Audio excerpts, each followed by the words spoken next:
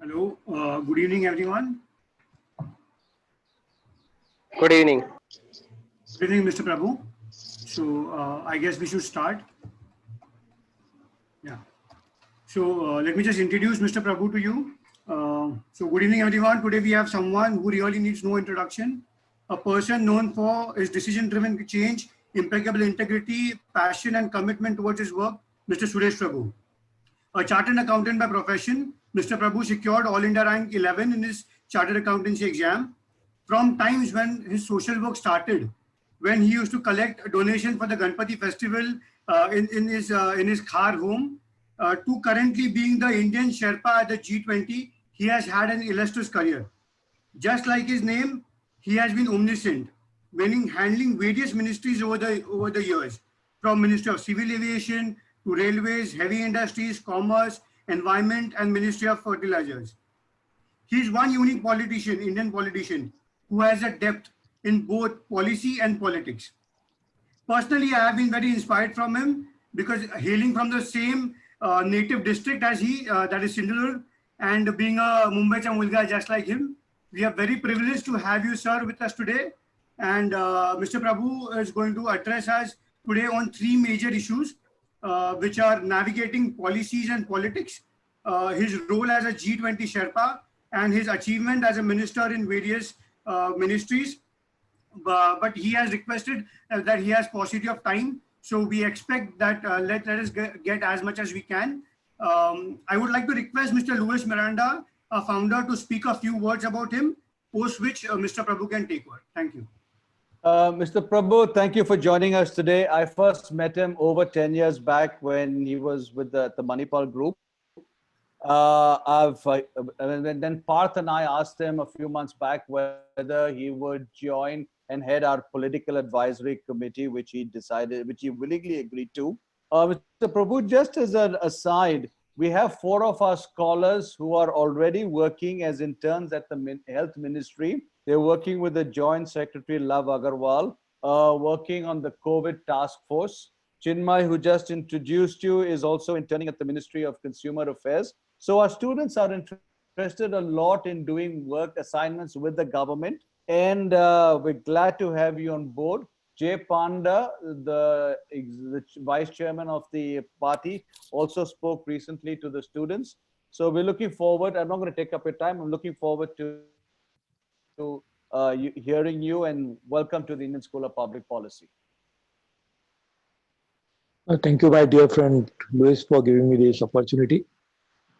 I'm very happy that school of like this exists, and it doesn't exist in some sort of a vacuum. What you learn here, you're actually applying it in real life. Like I just learned that some of you are already working in various ministries and try to use the knowledge that you acquire here in terms of gaining experience in the government and comparing how effective your knowledge has been when you apply it to the real life situations. So I'm very happy to do that.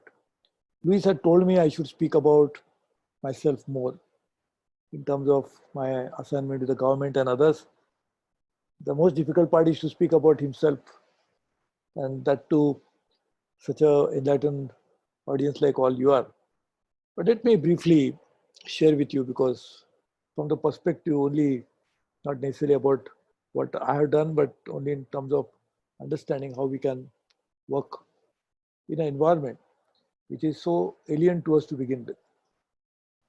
I'm by training a chartered accountant and a lawyer, because I'm doing 2 doctoral courses, one in environment, one in economics, one in Germany, one in India. So actually, as a practicing chartered accountant, I had a very good practice, and I was doing quite well in the sense of the term that you use when you actually find out whether the boy is suitable for a marriage or not. So I think in that context, I was doing quite well. I somehow was always enamored by public service. And I therefore got into not politics, but into cooperative field. And that too again by accident. I was the chairman of the largest cooperative bank when I was 31. And that bank is Saraswat Bank. And I continued there. And during that period, we completely automated it, computerized it, started so many new businesses, and became a very well-known, respected bank. And as a consequence of that, I got into almost all layers of cooperatives, from village to global. And all aspects of cooperatives, from food processing to banking to credit to consumer affairs to all kind of things. And at International Cooperative Alliance, national level, everywhere. I was that time involved in about 150 NGOs of different kinds, but never in politics. So in 1996, I was invited to run a Lok Sabha election when I was actually in Indonesia on a professional assignment. So I came back and filed my nomination almost on the last date. And the day I joined Parliament, Lok Sabha, I became a cabinet minister straightway. I never been in politics at local level, provincial level, state level, nothing. Unfortunately, of course, to win that election, I had to defeat was the very distinguished public figure of that time, but I would call it at all times, Mr. Madhu Dandavate. And not only I had to defeat him that time, but I won 4 Lok Sabha elections from there, out of which twice or thrice I had to defeat him. So I never defeated him, but I felt bad that I won. More than my happiness for my winning, I was unhappy that Mr. Dandavate lost. And I came to politics. I became, as I said, cabinet minister, and then since then, I've held 10 cabinet positions. 6 under Mr. Vajpayee and 4 under Mr. Modi in the last 25 years. This is my 6th term in the parliament. 4 terms in Lok Sabha. I had not contested the last Lok Sabha election in 2014. And therefore, when Prime Minister made me a minister, the only way I could come into the parliament, which is necessary under the constitution, was through Rajya Sabha. So I was in Rajya Sabha from Haryana to begin with, now in Andhra Pradesh. So I represented 3 states, North, South and West. And this is my 6th term in the parliament. I'm just giving this background. In my various cabinet positions, I discovered that there is nothing more and there is nothing more effective than the office of a minister, where you can actually influence the lives, make them better than in any other job that you can think of. This has all through in my different position. I always remember that action that you take is going to have a profound positive, or even if you take a wrong action, negative impact on the lives of people. And not just for that particular point of time, but probably for the generations to come.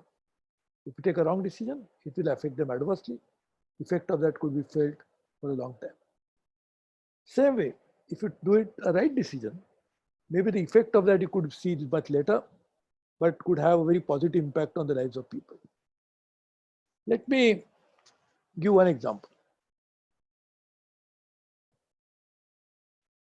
Many of you are very young to remember this, but I'm sure Louis will certainly remember it, though he is not very old, but certainly not as young as you are. And therefore, in about 20 years ago, we had a big crisis, and people used to always say that India's biggest problem is electricity, power. And I was a power minister. I remember the peak level shortage was as high as 18%. Transmission distribution losses were ridiculously high at 50% plus sometimes. The distribution companies were not separate, they were firing few. In 1948, we had nationalized the entire electricity business, and therefore they were all state-owned integrated utilities, monopolies. Firing 2% of the generation, everything else was in the government hand, either state government or central government, mainly state government, except NTPC and NHPC, National Tech, most of them was the state government owned companies. So challenge was state governments at that time were also reeling under the effect of pay commission. The economy was not as large as it is today. Now we are 3 trillion. And at that time, therefore, the revenues of the state were limited. The liabilities of pension and salaries was huge. The central government again was not in a far better position than what the states were. So when you talk about power sector problem, when there is so much of shortage, you obviously had to generate more electricity. But to generate more electricity, you need more money. That time, today the situation is different. That time per megawatt of thermal power would need something like 4 crore per megawatt. Hydro might need, depending upon the condition of the soil and all the attendant related issues, could even be 5 to 6 crores per megawatt, maybe 6. So we needed power to get over the shortages, and to get power we need to make investment, and the state or the central both had no money to invest.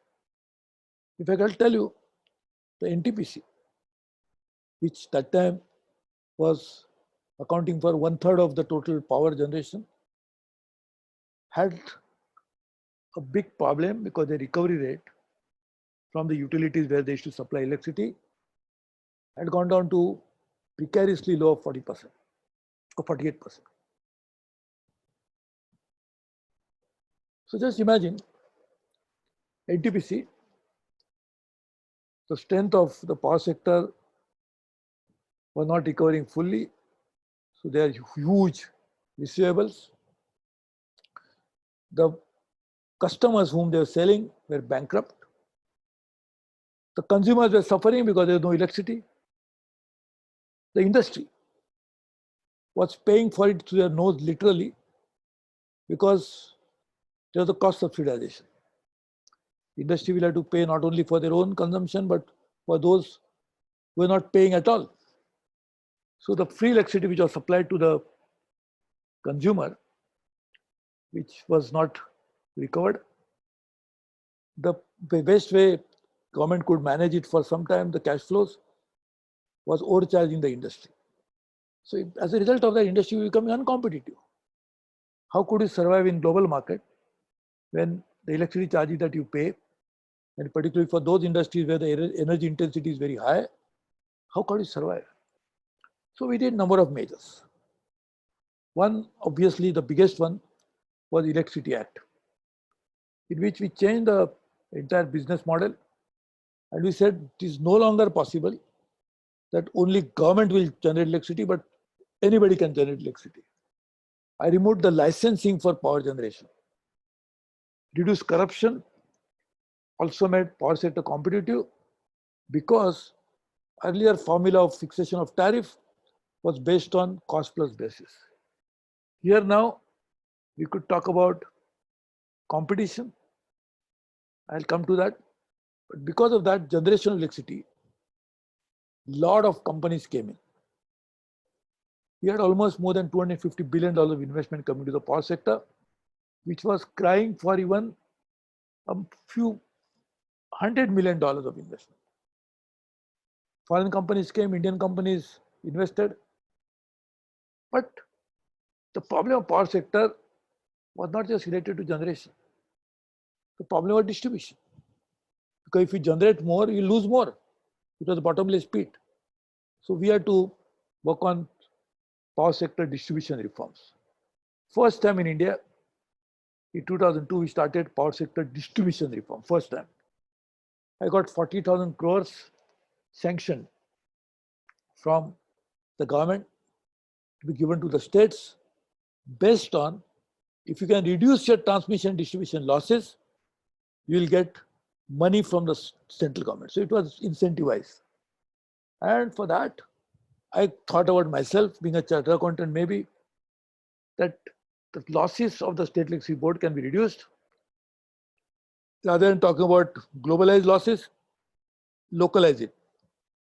So if I said if each and every distribution transformer can be made as a profit center head, and I'd use technology to find out whether that particular power that the transformer received is paid for, the problem of transmission distribution loss will go away eventually.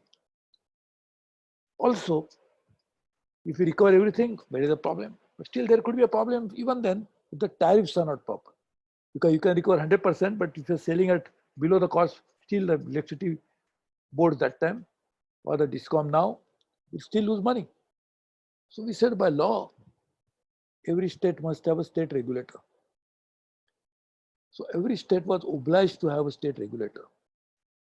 We encouraged them to have trifurcation of electricity business as per the function: generation, transmission, distribution. And we encourage privatization of distribution. I'm very happy to say that the biggest privatized distribution happened in Delhi, where we got two companies, Tata's and Reliance at that time, to take over distribution business. Of course, that was owned by Delhi Vidyut Board, which was under Delhi government. And that's an interesting political part of it. Sheila Dikshit, a very veteran Congress leader, a very respected Congress chief, one of the best chief minister at that time, she was the chief minister.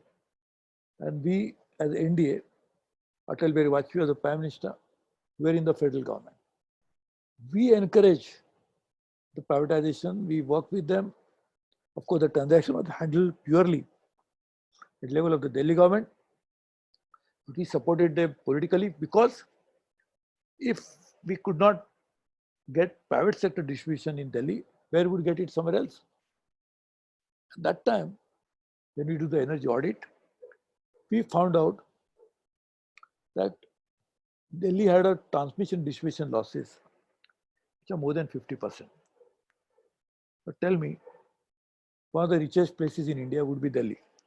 Of course, Delhi also has poor pockets. But strangely, the distribution losses were nothing, and I used to call them T&D losses, which are technically called transmission distribution losses. I used to call them theft and dacoity losses, T&D, theft and dacoity. And where was the theft and dacoity taking place? Not so much in slums, but in the richer localities. So we worked on that and we decided to work on distribution. So it was a comprehensive package. Generation to be open to competition. Without license, you can generate. You can sell electricity to whoever you want to sell. And there was a clause of common access that was not used much. And as a railway minister, first time I used a common access clause under the Electricity Act and saved over a period of time along with so many other measures. That is, in 2014, I became railway minister. In 2002, I was a power minister. I was 2000 to 2002, 14 years earlier. I used the provision of the law 14 years later, which nobody had used, to overall benefit, not just along only because of this, but so many, a package again for the railways, 40,000 crores on energy related issues for the railways. Anyway, coming back to the power.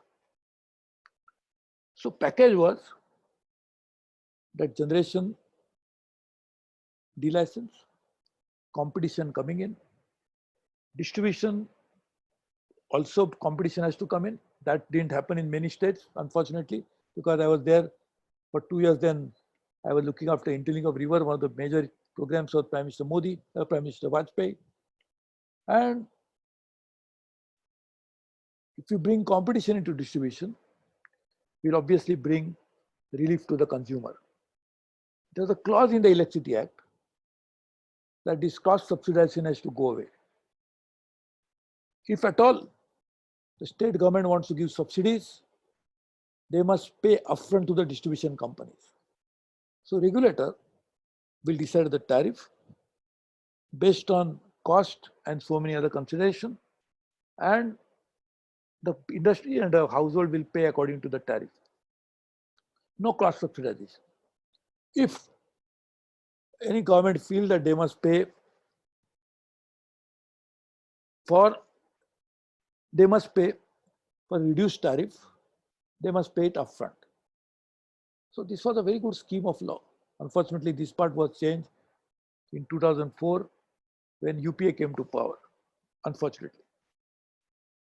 Because this cost subsidization, had it been removed at that time, would have helped industry to be very competitive today. Other part of that was, it's a very important part, was energy conservation. I got that law passed in the parliament, piloted the bill, I introduced Electricity Act in the parliament, I drafted it. When we got it passed, we created a Bureau of Energy Efficiency. Today we are seeing all the energy efficiency initiatives in India.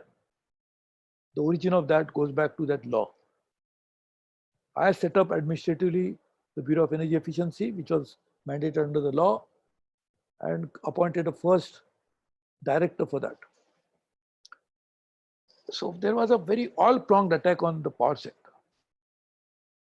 Other one was administrative. I told you that NTPC was receiving less than half of the power that they're supplying. Because states were saying, why should I pay you? You are also another government.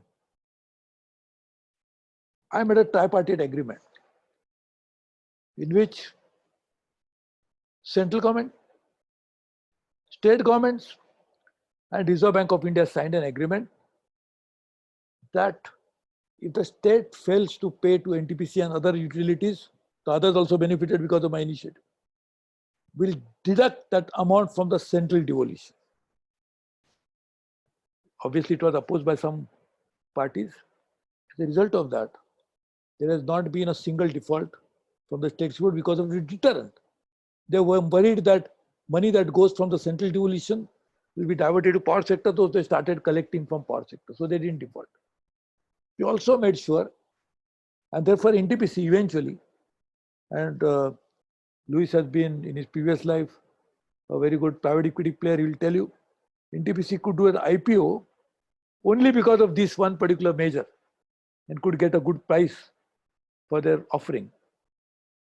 We also did something interesting, that State Electricity Board, which had become bankrupt, so they had no money to borrow, we revamped the State Electricity Board's balance sheets by calling a meeting of all the state chief ministers, which was presided over by the Prime Minister Vajpayee.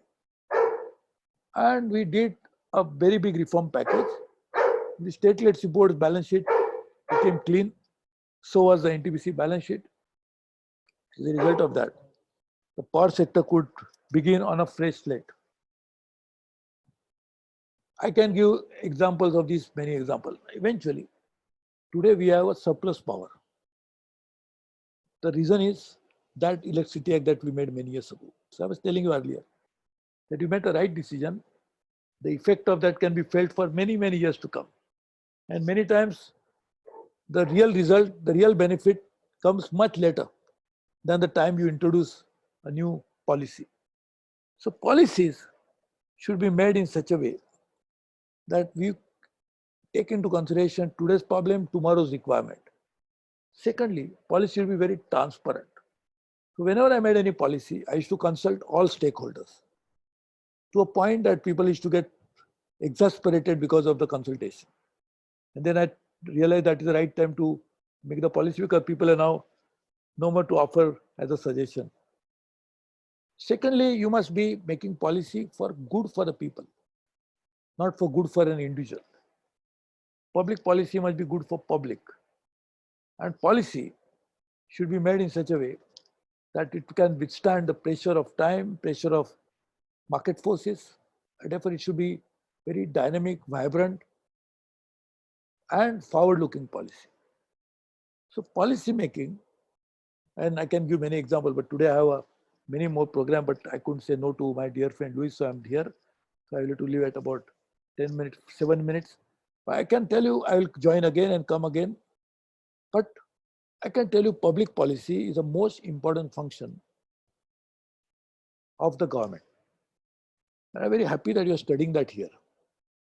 So making public policy in future is also going to be dependent upon efficacy of technology that you'll be able to use. Let me tell you, if you're making a policy, actually right now, I'm a member of the parliamentary committee which is looking into data protection and privacy issues. That's a public policy issue. We are making a legislation on that. But what will influence that more is technology. Can you make a legislation which is completely oblivious about the impact of technology on issues like this? So the future technologies and future public policies are going to be very complex issues because technology will influence public policy. You cannot make a public policy today when the technology is changing so rapidly. At the same time, you cannot make public policy in a way that any technology can hoodwink it very easily. So we must, therefore, making public policy, and as the students of that, you must keep this in your mind, back of your mind all the time. Thirdly, you should be very clear that government is like a guardian of the society. A minister is like a father to a child who has to make sure that, and he has no one child, he has too many children, 1.3 billion actually. He has to make sure that he protects the interest of all those who are not well versed with the public policy. The issue is public policies, and I said public policy has to be for the public. How many people will know the implications of public policy in normal times? And even now when the technology is changing so fast, the technology's impact on public policy is going to be so profound, how many common people can understand all this? So we must keep in mind that you, as students of public policy, are the protectors of the interest of those who are not well versed with the complex issues of public policy. If somebody is making an informed choice and he says, I accept it, I can understand. But those who are ignorant, not in sense of the real ignorant term, because it is so complex issues, so wide-ranging issues, not every citizen will understand it properly. And in fact, your job as a public policy student is to ensure that that particular person who is not going to understand it, his interests are properly protected. And you should not say that I'd put in public domain and therefore no comment came, therefore my public policy has been accepted by all. We must ensure that we work in the larger interest of people and make policy, which I said, firstly, transparent, forward-looking, completely for the benefit of larger section of society.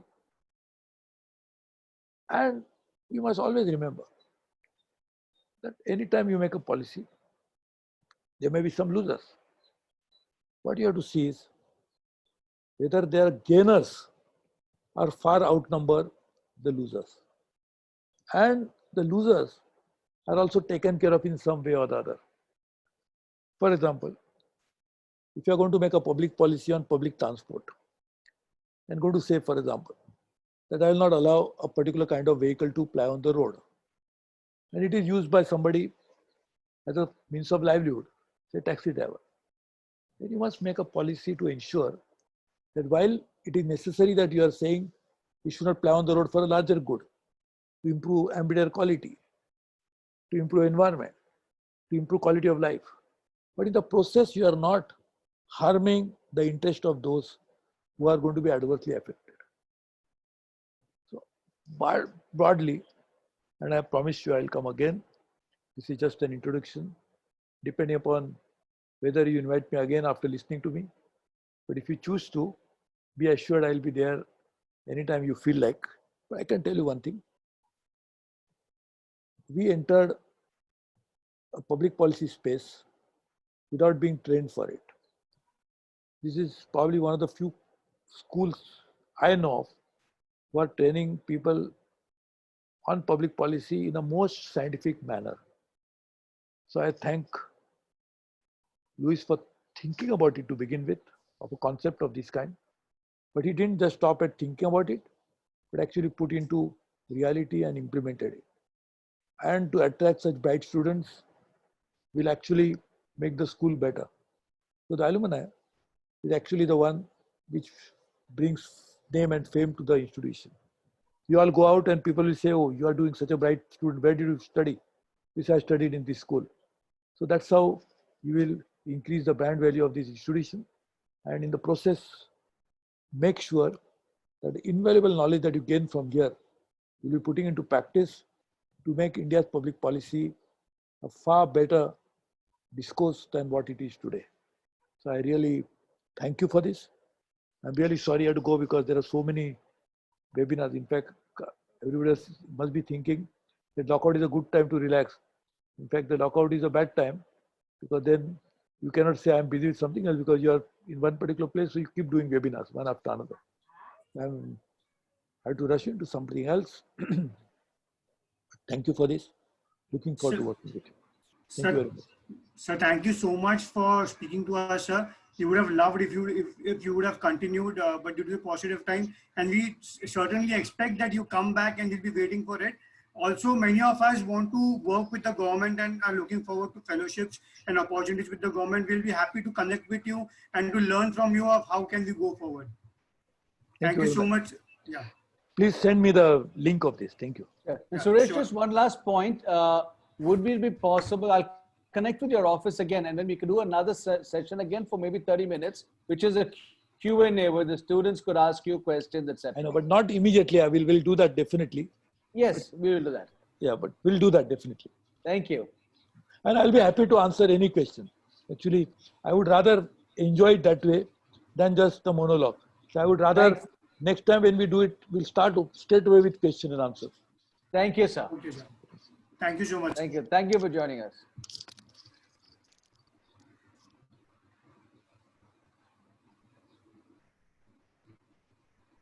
Good job. Thank you, sir. Thank you, Chinmay. Thank you. Yeah. Ram, how do I stop this now, the recording? Ram is here. You can just hit leave meeting. Sorry? You can just end the meeting. Oh, yeah, I can end the meeting, but the recording, where will the recording get saved? It will get saved on the cloud. Okay. Yeah, thank you.